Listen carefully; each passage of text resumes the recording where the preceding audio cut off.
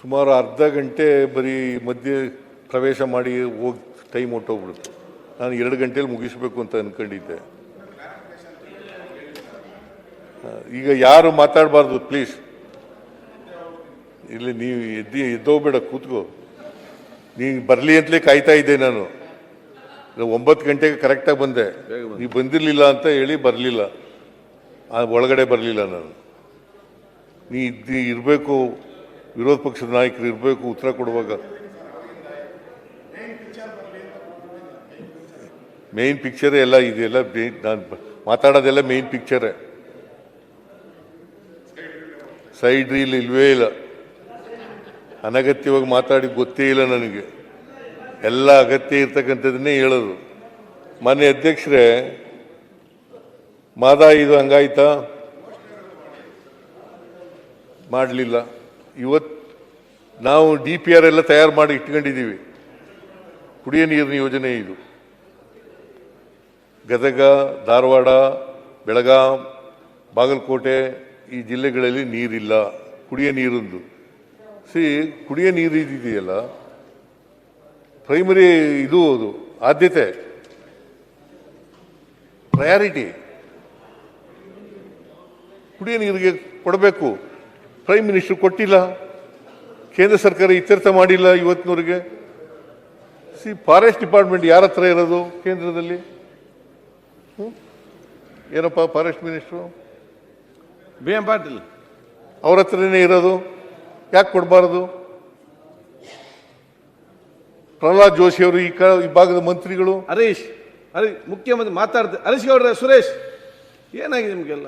ಕೂತ್ಕೊಳ್ರಿ.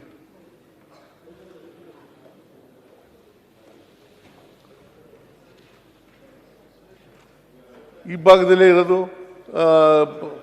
Forest department, environment department ಕೇಂದ್ರದಲ್ಲಿ ಇರ್ತಕ್ಕಂಥದ್ದು, ಅವರು ಕೊಡಬೇಕು. ನಾವು ಕೊಟ್ಟ ತಕ್ಷಣ ಶುರು ಮಾಡ್ತೀವಿ. ಟೆಂಡರ್ ಕರೆದಾಗಿದೆ. DPR ಕೂಡ ರೆಡಿ ಇದೆ, ಅದನ್ನು ಮಾಡ್ತಕ್ಕಂಥದ್ದನ್ನು ಮಾಡ್ತೀವಿ. ಇನ್ನು ಅಪ್ಪರ್ ಕೃಷ್ಣ ನಮಗೆ ಇದ್ರ 3ನೇ ಹಂತ, UKP3 3ನೇ ಹಂತ. ಅದರ ಪ್ರಕಾರ 173 TMC ನೀರು ಅಲರ್ಟ್ ಆಗಿದೆ ನಮಗೆ. 173 TMC.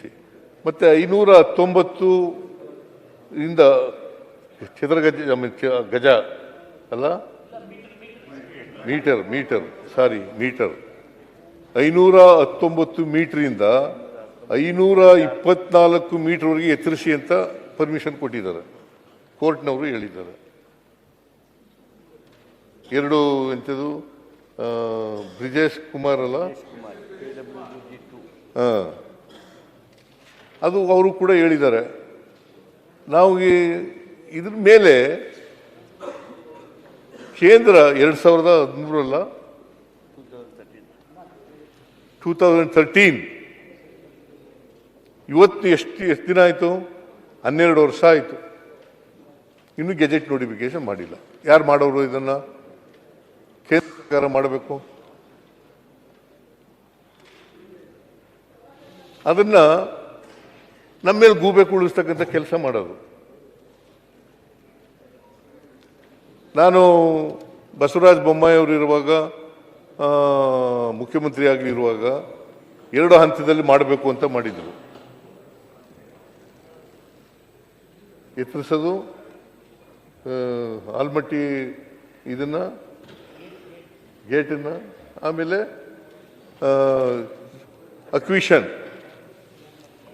ಅದನ್ನು 2 ಹಂತದಲ್ಲಿ ಮಾಡಬೇಕು ಅಂತ. ನಾವು ಒಂದೇ ಹಂತದಲ್ಲಿ ಮಾಡಬೇಕು ಅಂತ ತೀರ್ಮಾನ ಮಾಡಿದ್ದೀನಿ. ಈಗ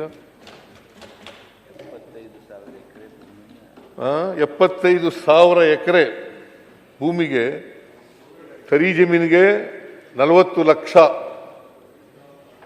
ಕುಷ್ಕಿ ಜಮೀನಿಗೆ 30 ಲಕ್ಷ ಕೊಡಲಿಕ್ಕೆ ತೀರ್ಮಾನ ಮಾಡಿದ್ದೀವಿ. ಆ ರೈತನ, ಭಾಗದ ರೈತ ಮುಖಂಡರುಗಳನ್ನೆಲ್ಲ ಕರೆದು ಇತ್ಯರ್ಥ ಮಾಡಿದ್ದೀವಿ. ಮುಂದಿನ ಬಜೆಟ್ನಲ್ಲಿ ಅದಕ್ಕೆ ಬೇಕಾದಂಥ ಹಣವನ್ನು ಒದಗಿಸ್ಕೊಡ್ತಕ್ಕಂಥ ಕೆಲಸವನ್ನು ಮಾಡ್ತೀವಿ.